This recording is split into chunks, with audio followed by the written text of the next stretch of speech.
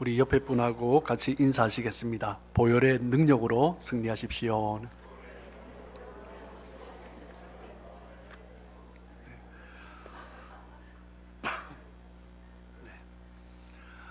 요즘 시대를 무병장수 시대가 지나고 유병장수 시대가 도래했다, 이렇게 말을 합니다.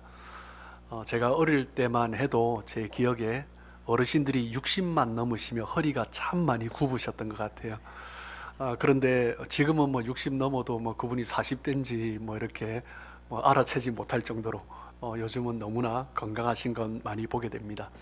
작년 12월 기준으로 한국통계청이 발표한 노인들에 관한 연구에 대한 조사에 대한 그 발표를 보면 65세 노인 인구 중에서 3가지 이상, 한 가지 두 가지 아니고 3가지 이상의 만성 질병을 가지고 있는 사람이 한 얼마나 될까요?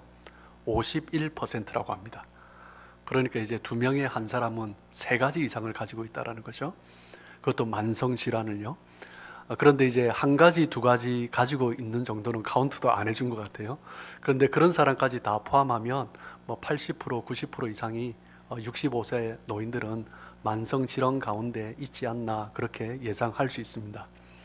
그럼에도 불구하고 요즘은 시대가 너무 좋아서 예전에는 병이 걸리면 더 이상 어떻게 희망이 없기 때문에 무병장수하십시오라고 했는데 요즘은 유병장수하십시오라고 해도 전혀 신뢰가 되지 않을 만큼 요즘은 참 의학이 많이 발달되었고, 일단 정기 검진을 통해서 일단 계속 관리하시면서 오히려 질병이 없는 분보다 질병이 있는 분이 오히려 더 건강하게 관리하시면서 살아가시는 모습을 참 많이 보게 됩니다.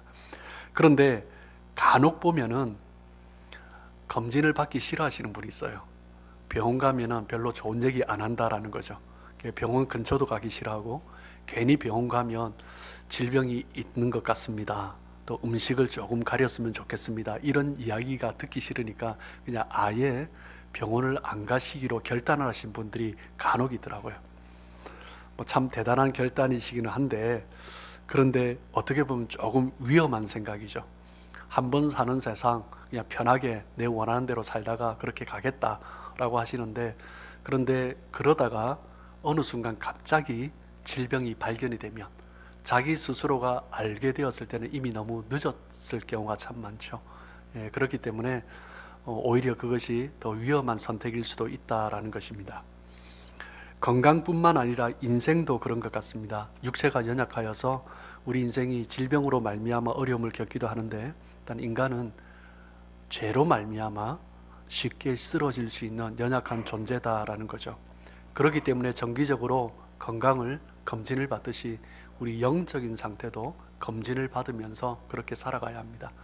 매주일 나와서 이렇게 예배 드리면서 우리의 영적 상태를 다시 하나님 앞에 회복하고 바로 서는 것도 참 필요하고, 때로는 여러분이 한 달에 한 번 분기별로 또는 휴가철 중심으로 해서 하나님 앞에 나 자신이 영적으로 바로 설 수 있도록, 그리고 내가 바로 서 있는가 깊이 점검해 보시고 일단 돌아볼 수 있으면 참 좋지 않을까라고 생각을 해보게 됩니다.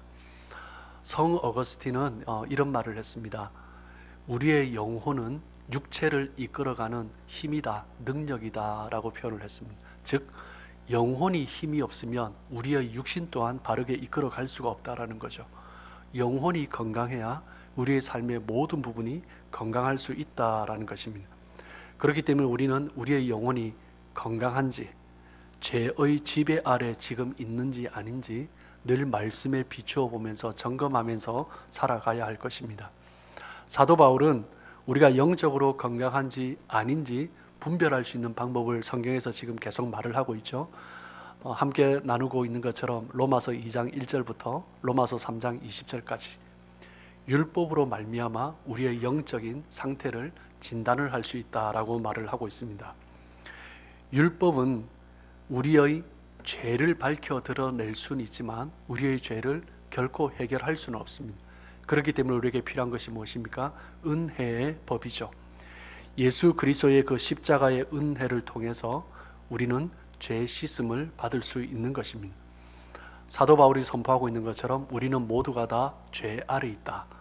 우리는 모두가 다 심판 아래 있다라고 사도 바울은 선언하고 있습니다.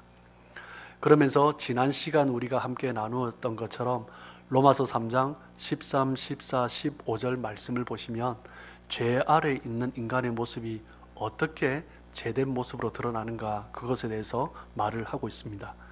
13, 14, 15절 말씀을 보시면 첫 번째, 그들의 죄인들의 목구멍은 열린 무덤이다. 두 번째는 그 혀로는 속임을 일삼는다. 세 번째는 입술에 독사의 독이 가득하다. 그리고 네 번째, 그 입에는 저주와 악독이 가득하다. 그리고 그 발은 피 흘리는데 빠르다. 이렇게 5가지를 말을 하고 있는데, 그런데 4가지가 다 여기에 관한 것입니다. 목구멍도 여기에서 나오는 것이고, 혀도, 그리고 입술도, 입도. 문제는 무엇이냐면 여기다라는 거죠. 여기가 어떻게 됐냐에 따라서 우리의 발, 우리의 행함이 따라온다라는 거죠. 예수님도 분명하게 말씀하고 있습니다. 마태복음 15장 11절 말씀을 보시면 입으로 들어가는 것이 사람을 더럽게 하는 것이 아니라 입에서 나오는 그것이 그 사람을 더럽게 한다라고 말씀하셨습니다. 우리 입에서 있는 것들이 우리의 영혼을, 우리의 삶을 더럽게 한다라는 거죠. 마태복음 15장 18절 말씀을 보시면 입에서 나오는 것들은 마음에서 나오나니 이것이야말로 사람을 더럽게 한다. 입에서 나오는 것이 우리를 더럽게 하는데 그 근원은 마음이다라는 거죠. 즉 마음에 있는 것이 흘러나오는 거죠. 마음에 있는 죄가 입으로 흘러나오는 것입니다. 그 마음 속에 저주와 악독을 담고 있으면 그 말이 저주와 악독의 말이 되는 것입니다. 그 마음 속에 무엇이 있느냐에 따라서 목구멍을 통해서 무엇이 나오는가, 그 혀로, 그 입술로 말미암아, 그 입으로 말미암아 어떤 말들이 흘러나오는가, 그것을 볼 수 있다라는 것입니다.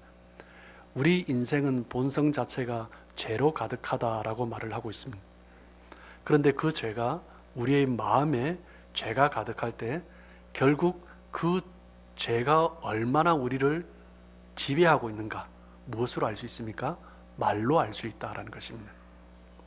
그렇기 때문에 사단이 우리를 사용할 때 가장 손쉬운 방법은 무엇이냐면 말을 사용하는 것입니다. 말을 지배하면 이 사람은 다 지배된 것입니다. 우리의 말이 포로가 되면 이미 우리의 모든 삶이 포로가 된 것이나 마찬가지인 것입니다. 그렇기 때문에 내가 죄 아래 있는지 아닌지 점검하려면 무엇을 점검합니까? 말을 점검하는 것입니다. 내가 하는 말이 지금 어떤 말을 하고 있는가, 내 말을 통하여서, 입을 통해서 어떤 것이 흘러나오고 있는가, 그것을 점검해야 되는 것입니다. 사람들이 말을 합니다. 우리 인생 가운데 3가지가 돌이킬 수 없는 것이 있다라고 말을 합니다. 첫 번째는 무엇입니까? 쏜 화살입니다. 화살은 한번 할 시를 떠나면 결코 돌아오지 않습니다. 쏜 화살은 결코 돌이킬 수 없습니다. 두 번째는 지나간 기회입니다. 잃어버린 기회는 다시 오지 않습니다. 그렇기 때문에 그 기회가 왔을 때 우리가 어떻게 하느냐, 너무나 중요한 거죠. 세 번째는 무엇입니까? 내뱉은 말입니다. 말은 한번 나가면 돌이킬 수가 없는 것입니다. 다시 주워 담을 수가 없습니다. 그렇기 때문에 사람은 그 말에 대해서 책임지지 않으면 안 되는 거죠. 내뱉은 말이라면 책임져야 합니다. 책임질 수 없다면 아예 하지 않는 것이 낫다라는 거죠. 사도 바울은 우리의 말에 대해서 말을 하면서 이 말이 어떠냐에 따라 우리의 영적인 상태, 죄의 지배 아래 있는지 아닌지 그것을 알 수 있다라고 말을 하는 거죠. 그렇다면 우리 다시 한번 로마서 3장 13, 14절 말씀 중심으로 우리가 그렇다면 버려야 할 것이 무엇인가, 우리 한 구절 한 구절 같이 보면서 나누었으면 좋겠습니다. 첫 번째는 무엇입니까? 버려야 할 것은 더러운 말이다라는 거죠. 그들의 목구멍은 열린 무덤이다. 지난주 말씀드렸지만 목구멍이 열린 무덤이면 어떻게 되는 거죠? 시체의 썩은 냄새가 나는 거죠. 더럽고 추악하고 썩은 냄새가 그 목을 통해서 나오는 것입니다. 에베소서 4장 29절 말씀입니다. 무릇 더러운 말은 너희 입 밖에 내지 말고 오직 덕을 세우는데 소용되는 대로 선한 말을 하여 듣는 자들에게 은혜를 끼치게 하라. 무릇 더러운 말은 너희 입 밖에도 내지 마라. 예, 더러운 생각이 우리 가운데 들 수 있습니다. 예, 그렇다면 하나님 앞에 기도하면서 사라지도록 해야 되죠. 그런데 이 더러운 생각이 입 밖으로 나오면 이것은 돌이킬 수가 없는 것입니다. 그렇기 때문에 음란하고 더럽고 추악한 말, 우리 예수 믿는 사람은 하는 것이 아니죠. 그 생각들이 들 때 하나님 앞에 우리는 회개하고 처리해야 되는 것입니다. 두 번째, 우리가 버려야 할 말은 무엇입니까? 속이는 말입니다. 로마서 3장 13절 중간에 보시면 그 혀로는 속임을 일삼으며, 사람들은 혀를 놀리면서, 죄인들은 혀를 놀리면서 사람들을 속입니다. 어떻게 속입니까? 사실을 왜곡하고, 내가 원하지 않는 사실이면 축소하고, 내가 원하는 것을 더 드러내고 싶으면 과장하고 확대하는 말을 합니다. 어떤 이야기를 들으면 내가 원하는 대로 왜곡하여서 축소, 과장하여서 다른 사람에게 전달하는 거죠. 어떤 사람에 대해서 말을 할 때도 내가 원하는 모습으로 그 사람을 평가하고 전달하는 것입니다. 독일 나치의 선전 장관이었던 괴벨스가 남긴 많은 유명한 말들이 있습니다. 그 중에 기억 남는 것은 특별히 기억 남는 것이 있는데 무슨 말이냐면, 우리의 말은 100%의 거짓말보다도 1%의 진실과 99%의 거짓말을 혼합할 때 사람들을 쉽게 이끌어 갈 수 있다. 그렇게 말을 했습니다. 독일의 선전 장관으로서 나치의 선동자였죠. 게벨스는 이러한 이론들을 선전 이론이다라고 그렇게 정의를 했습니다. 사단이 에덴 동산에서 아담과 하와에게 했던 행동이 바로 이런 거죠. 아나니아와 삽비라가 했던 방식이 바로 이런 것입니다.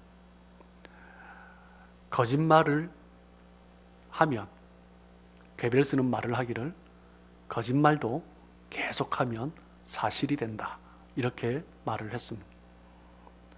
사람들은 사실과 혼합된 거짓 이야기를 들으면서 듣기 시작하면서 그것이 마치 사실인지 착각해버리는 것입니다. 그러면서 사단에게 속여 이끌려 가는 거죠. 백설공주 이야기를 다들 잘 아실 것입니다. 어떤 사람들이 그런 이야기를 해요. 백설공주가 그렇게 비극적인 삶을 살았는데 너무나 안타깝다. 백설공주의 계모가 거울아 거울아 이 세상에 누가 제일 예쁘니? 라고 했을 때 조금만 센스가 있는 거울이라면 이 여왕이 이 계모가 무슨 답을 원했는지 알 텐데 당신이 제일 예쁩니다 라고 했으면 백설공주가 그렇게 비극적인 삶을 살지 않았을 텐데 이 거울이 센스가 없어서 백설공주가 제일 예쁩니다, 이 말을 한 것 때문에 백설공주가 비극적인 삶을 살았다라는 거죠. 그리고 죽이려고 합니다. 그런데 죽었는지를 알았는데 또 물어보죠.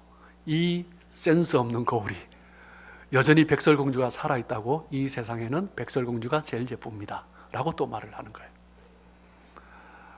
사람들은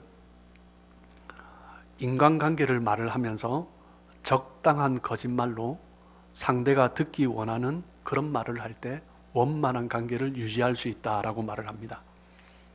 어떤 사람은 거짓말도 잘하면 성공할 수 있다.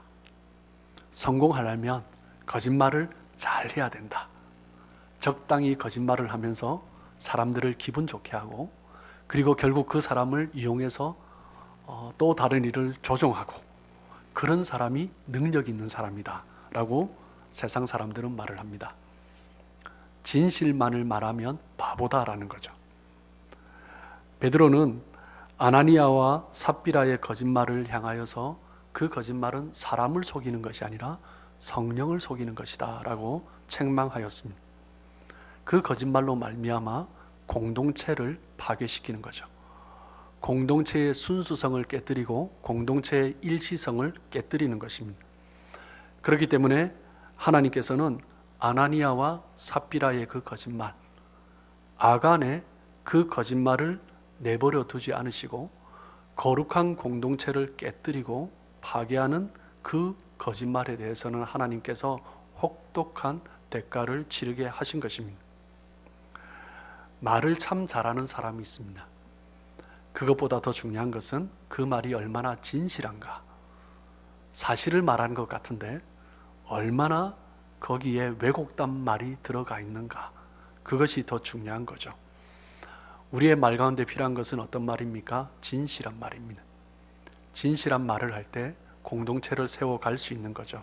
세 번째, 우리가 버려야 할 말은 어떤 말입니까? 독한 말입니다.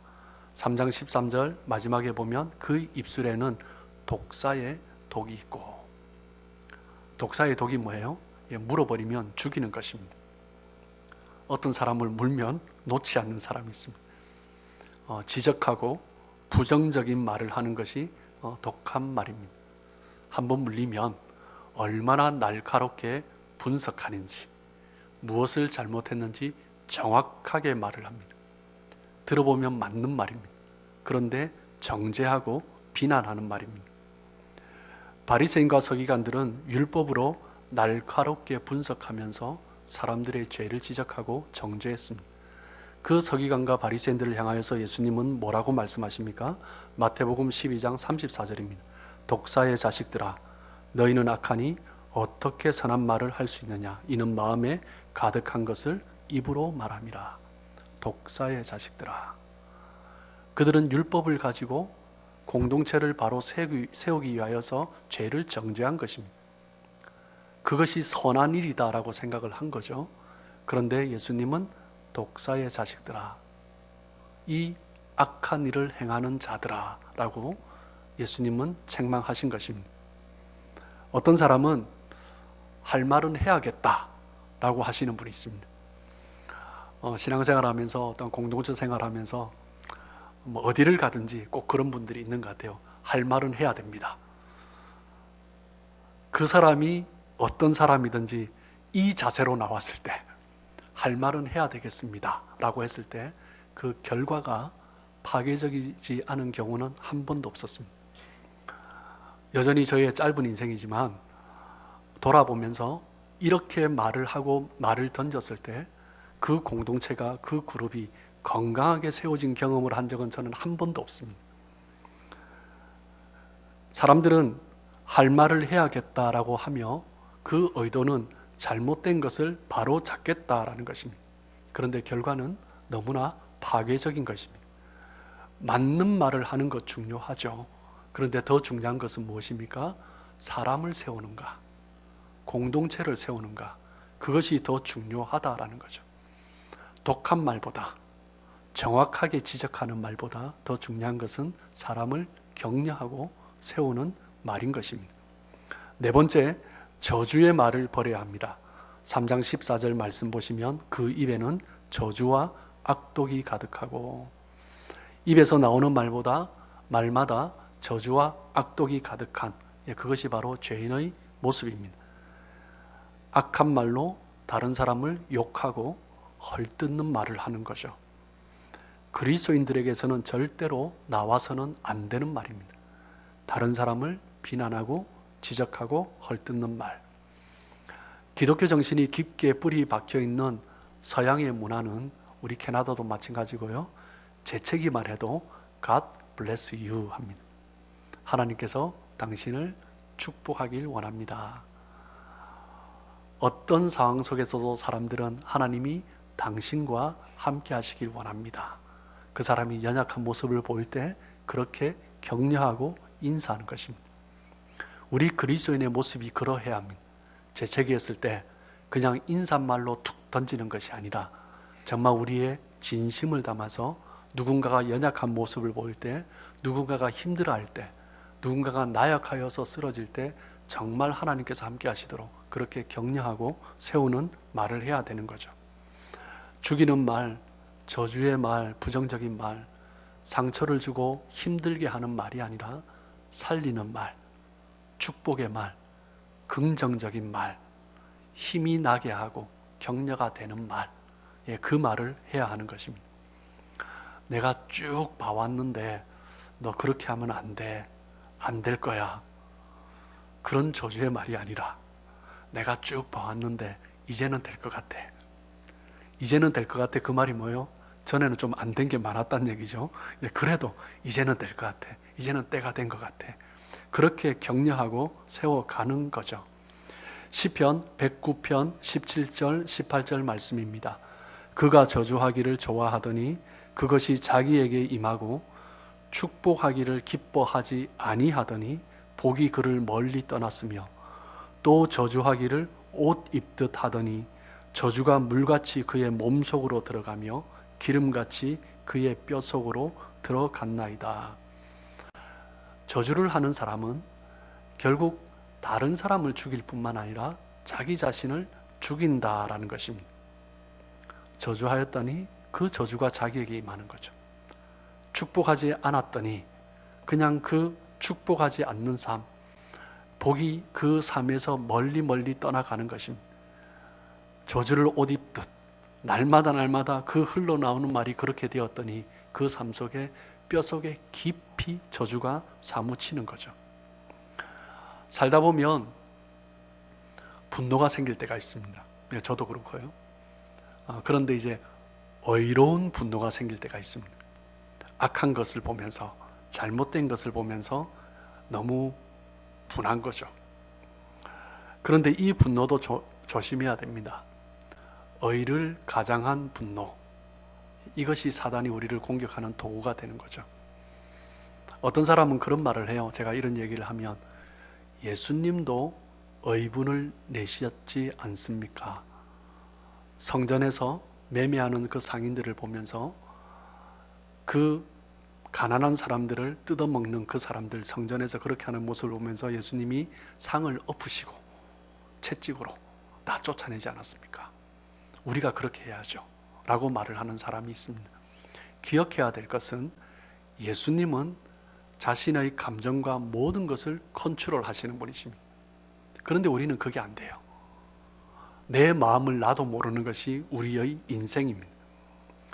아무리 의로운 분노라 할지라도 그 불길을 빨리 끄지 않으면 다른 사람을 향해서 저주할 수밖에 없고 비난할 수밖에 없고 결국 그 저주가 자신을 지배하고 공동체를 깨뜨리는 것입니다. 예수님께서도 부정적인 말, 저주하는 말에 대해서 강한 어조로 경고하고 있습니다. 마태복음 5장 22절입니다. 나는 너희에게 이르노니 형제에게 노하는 자마다 심판을 받게 되고 형제를 대하여 나가라 바보로 하는 자는 공회에 잡혀가게 되고 미련한 놈이라 하는 자는 지옥불에 들어가게 되리라. 형제를 향하여 분노하고 비난하고 저주하는 자들에게는 하나님의 심판이 있을 것이다 라고 말씀하는 거죠.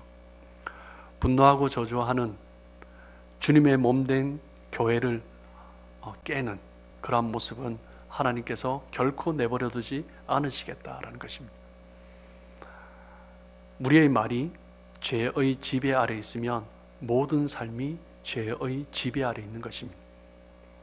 성경은 분명하게 선언합니다. 로마서 3장 23절, 우리 오늘 함께 읽은 본문인데요. 로마서 3장 23절 이렇게 하면 자막 안 보셔도 나오셔야 되는 말씀입니다. 우리 같이 한번 읽겠습니다. 시작. 모든 사람이 죄를 범하였음에 하나님의 영광에 이르지 못하더니. 모든 사람이 죄인입니다. 어떤 사람도 죄에 대해서 자유로울 사람은 한 사람도 없습니다. 이 세상에 자기는 죄인이 아니라고 주장할 사람은 아무도 없습니다. 하나님 마음에 합했다고 인정을 받았던 그 다윗조차도 시편의 말씀들을 보면 자기 자신이 얼마나 죄인인지 눈물로 그 침상을 적시며 부르짖고 울부짖는 것을 봅니다. 시편 51편 5절 말씀입니다. 내가 죄악 중에 출생하였으며 어머니가 죄 중에서 나를 잉태하였나이다. 다윗은 뭐라고 말을 하는 거예요? 자신은 출생부터 죄인이었다라는 것입니다. 아니, 어머니 뱃속에 잉태될 때부터 나는 죄인이었다라는 거죠. 우리 인생은 그렇습니다. 우리 인생은 태어나면서부터 죄와 함께 살아가고, 그리고 우리 인생을 살아가면서도 여전히 죄와 더불어 살아가다가 마지막까지 그 죄를 버리지 못하고 죽는 것이 우리 인생입니다. 우리는 죄를 지어서 죄인이 아니라 죄인으로 태어났기 때문에 죄인인 것입니다. 우리가 아무리 노력한다고 할지라도 이 죄성을 떨쳐버릴 수 없는 존재다라는 것을 알게 되는 것입니다.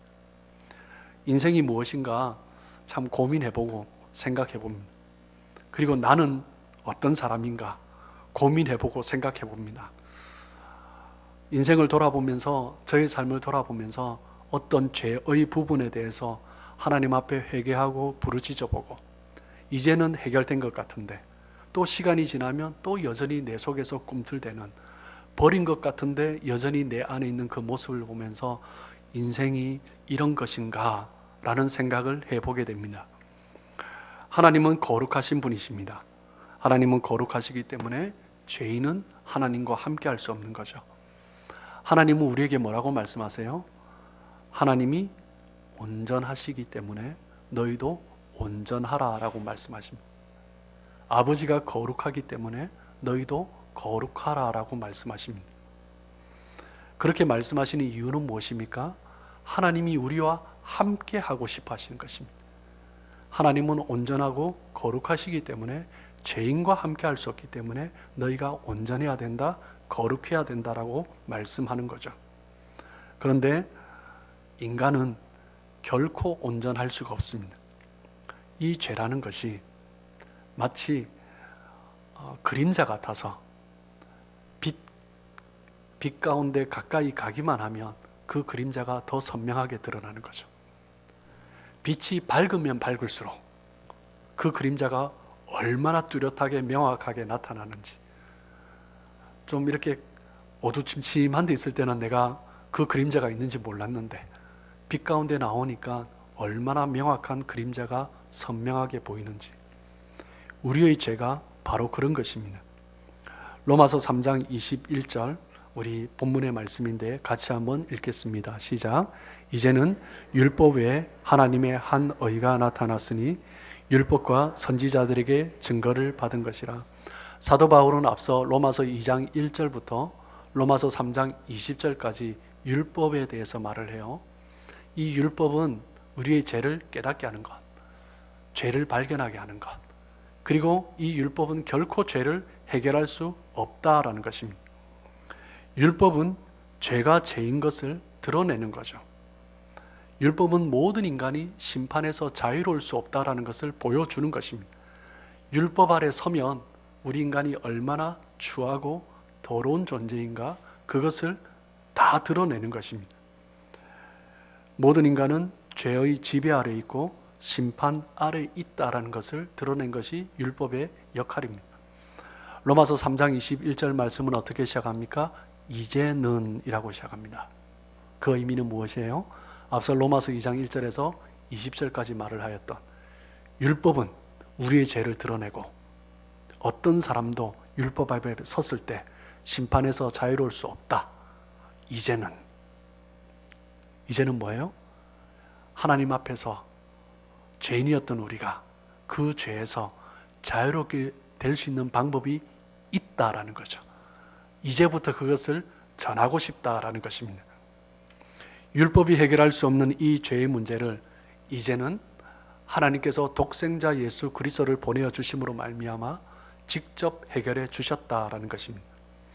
하나님께서 율법을 주신 의도는 우리 인간이 자기 스스로 거룩해질 수 없고 하나님 앞에 설 수 없다는 것을 존재라는 것을 깨닫게 하심으로 말미암아 이제 하나님 앞에 나갈 수 있도록 예수 그리스도의 보혈로 말미암아 하나님 앞에 나갈 수밖에 없는 존재라는 것을 깨닫도록 하기 위하여서 율법을 주신 것이다 라는 거죠.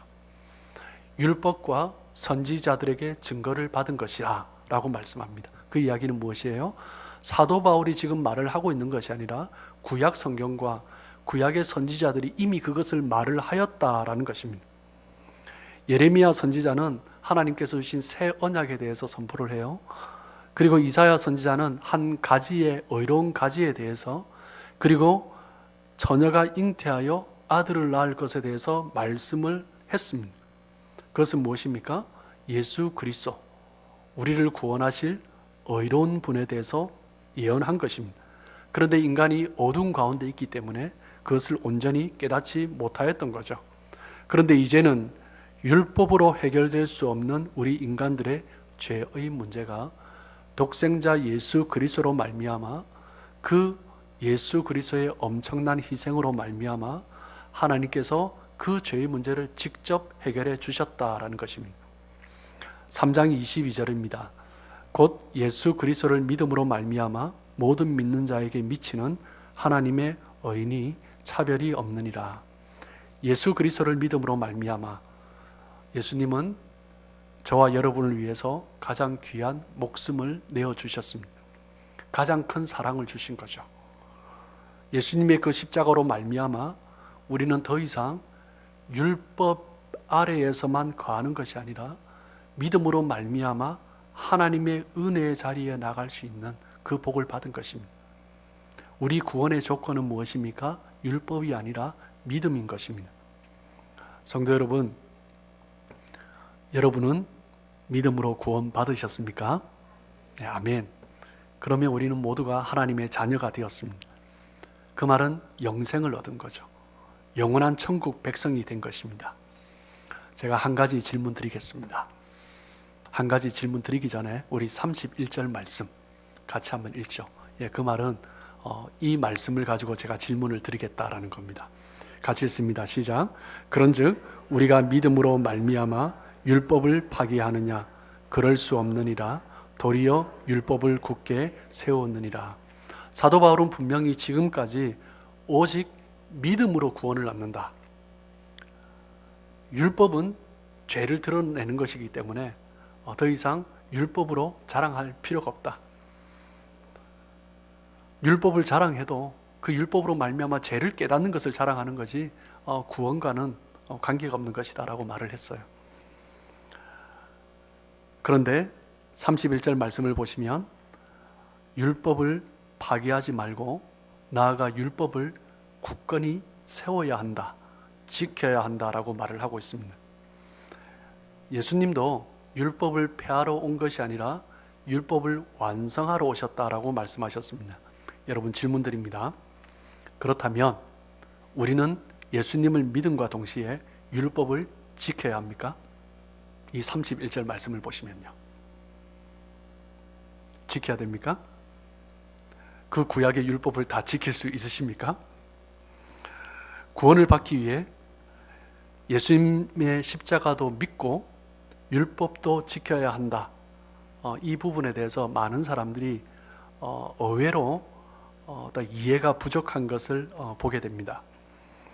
예수님께서 율법을 완성하러 오셨다라는 말씀은 구원을 얻기 위하여서 율법, 계명을 지켜야 된다라는 말씀은 아닙니다. 무엇 때문에요? 구원은 오직 믿음으로 얻을 수 있는 것이기 때문입니다. 율법을 지키는 것이 결코 구원의 조건이 될 수가 없습니다. 그렇다면 31절의 의미는 무엇입니까? 이미 예수 그리스도를 믿음으로 말미암아 하나님의 자녀가 된 자들은 구원을 받았기 때문에 율법을 세워야 한다. 율법을 지켜야 한다라는 것입니다. 구원을 받았기 때문에 하나님의 자녀가 되었기 때문에 하나님의 법을 지켜야 한다라는 것입니다. 하나님께서 이스라엘 백성을 선택하신 다음에 율법을 주셨습니다. 먼저 선택하시고 율법을 주신 거죠. 예수님께서 율법을 완성하러 오셨다라는 말씀은 십자가에 달리셔서 구원을 이루심으로 말미암아 하나님을 사랑하고 이웃을 사랑하라라는 그 계명을 완성하신 것입니다. 우리를 구원하심으로 하나님을 사랑할 수 있는 하나님의 자녀의 자격을 주신 것입니다. 그 계명을 우리가 세워가야 하는 거죠. 자기 생명을 주시면서 자기를 배반하였던 사람들을 향하여서 자기 생명을 주시면서 우리를 구원하심으로 말미암아 함께 서로 사랑할 수 있는 관계, 그 자격, 그것을 허락하신 것입니다. 예전에는 아무렇게나 살았으나 이제 예수님을 믿고 난 이후에는 하나님의 계명대로 목숨과 마음과 정성을 다해 하나님을 사랑하고 내 이웃을 내 몸과 같이 사랑해야 하는 것입니다. 예수님께서 우리를 구원하심으로 율법을 완성하신 거죠. 그 율법의 완성은 무엇으로 드러나요? 그 구원의 그 열매. 하나님께서 우리를 믿음으로 구원하셨는데 믿음으로 구원하셨으면 열매가 나타나는 거죠. 이 열매가 얼마나 중요한 것인지 모릅니다. 우리는 믿음으로 말미암아 구원을 받고 그 열매를 드러냄으로 말미암아 율법을 세워가는 것입니다. 그런데 만약 이 열매가 없다면, 믿음으로 구원을 받았으면, 그런데 이 열매가 없다면 정말 부끄럽게 구원받는 거죠. 요한복음 15장 8절은 너희가 열매를 많이 맺으면 내 아버지께서 영광을 받으실 것이요 너희는 내 제자가 되리니 라고 말씀하십니다. 열매가 있을 때 하나님께서 기뻐하시고 영광 받으시고 내 제자로 삼아주신다라는 거죠. 요한복음 13장 34절 35절 말씀입니다. 우리 같이 한번 읽을까요? 자, 시작. 새 계명을 너에게 주노니 서로 사랑하라. 내가 너희를 사랑한 것 같이 너희도 서로 사랑하라. 너희가 서로 사랑하면 이로써 모든 사람이 너희가 내 제자인 줄 알리라. 믿음으로 구원받은 사람들은 하나님의 계명을 지키며 그 열매를 맺어가야 합니다.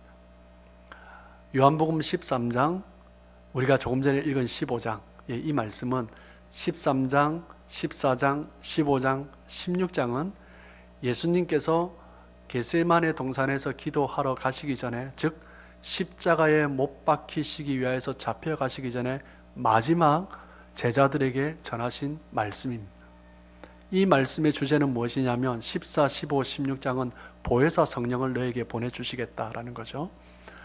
그런데 이 보혜사 성령을 보내주실 때 우리 성령으로 말미암아 우리 안에 열매가 드러난다는 거예요. 무슨 열매요? 사랑하는 것입니다.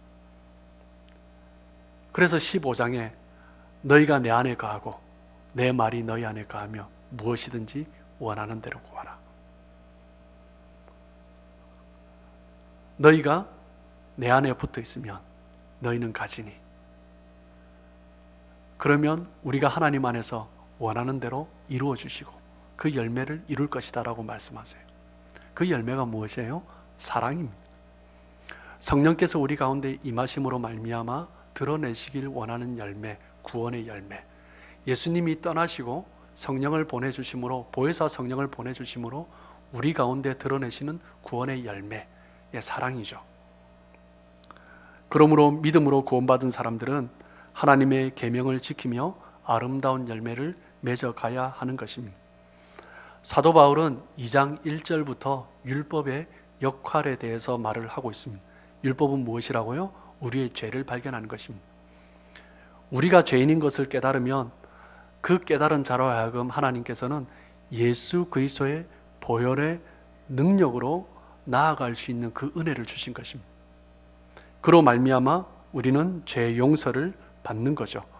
로마서 3장 27절에 말을 하는 것처럼 어떤 율법이나 행위로가 아니라 오직 믿음의 법으로 우리는 구원을 받는 것입니다. 말씀을 맺겠습니다. 여러분, 우리는 오직 믿음으로 죄 용서를 받고 의롭다 함을 받습니다. 그렇다면 이제 하나님의 자녀가 된 우리에게 죄의 지배 아래에서 십자가로 말미암아 하나님의 자녀가 된 우리에게 하나님께서는 한 가지 숙제를 주셨습니다. 그것은 무엇입니까? 계명을 세우는 것입니다. 율법을 더욱더 굳게 세우는 것입니다. 그렇다면 구원받은 자녀가 해야 될 것은 무엇입니까? 마음과 목숨과 정성을 다해 하나님을 사랑하고 이웃을 내 몸과 같이 사랑하는 것입니다. 그것이 하나님께서 구원받은 자들에게 내어주신 숙제입니다. 그렇게 하나님 앞에 그 사명, 그 숙제 신실하게 감당하심으로 하나님을 기쁘시게 해드리는 구원의 열매 맺어가는 저와 여러분들 되시길 주님의 이름으로 축복합니다.